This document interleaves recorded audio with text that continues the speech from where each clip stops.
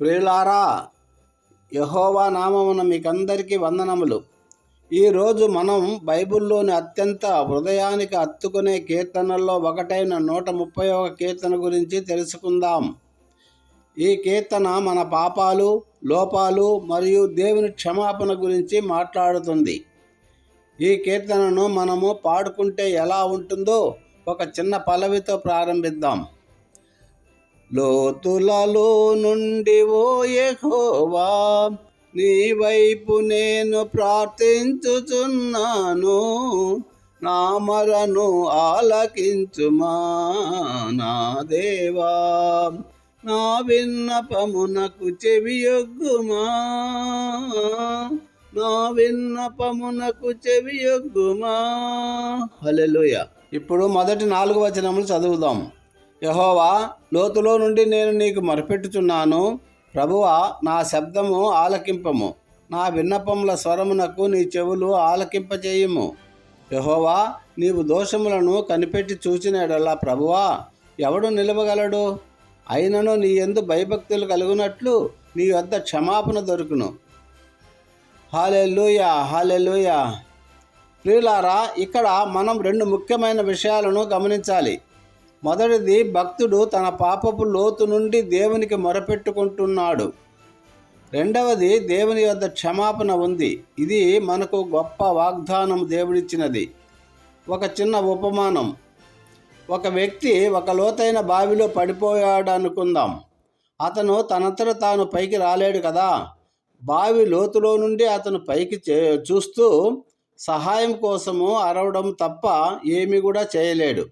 అతను పైకి ఎవరైనా వచ్చి ఒక తాడు వేసి తనను పైకి లాగుతారని ఆశగా ఎదురు చూస్తుంటాడు. ఇక్కడ మనము కూడా మన పాపాల వల్ల, బలహీనతల వల్ల ఆ బావిలోని వ్యక్తి లాంటి వారమే.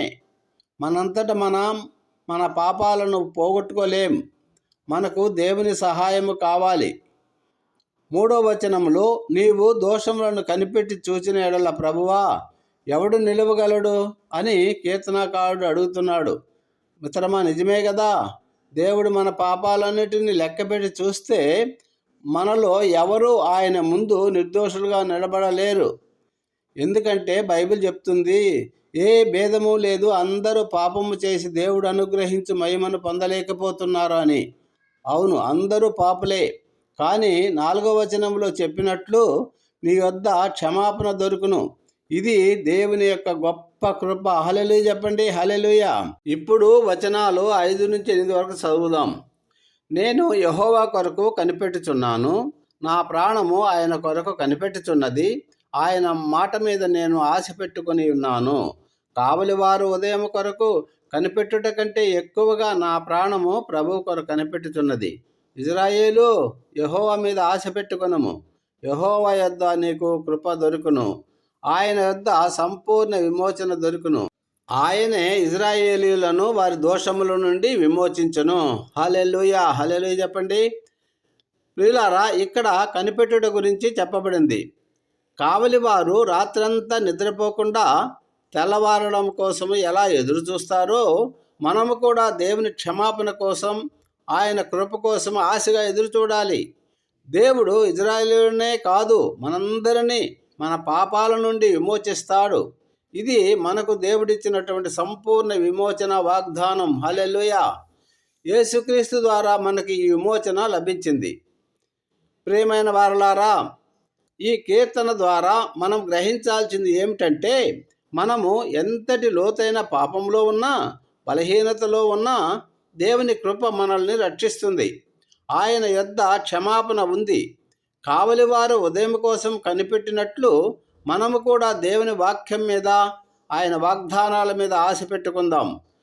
దేవుడు మిమ్మల్ని దీవించునుగాక. ప్రార్థన. పరలోకమందున్న మా తండ్రి, నీ పరిశుద్ధ నామమునకు స్తోత్రములు.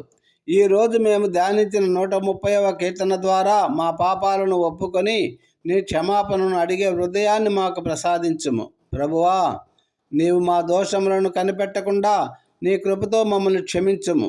కావలివారు ఉదయం కొరకు కనిపెట్టినట్లు మా ప్రాణము నీ కొరకు కనిపెట్టులాగన మాకు విశ్వాసమును దయచేయము. నీవు ఇజ్రాయేలును వారి దోషముల నుండి విమోచించినట్లే మమ్మల్ని కూడా విమోచించుము. ఈ ప్రార్థన మా ప్రభువును విమోచకుడైన యేసుక్రీస్తు పేరిట వేడుకుంటున్నాము తండ్రి. Amen. Thank you Jesus. God bless you all. Have a nice day.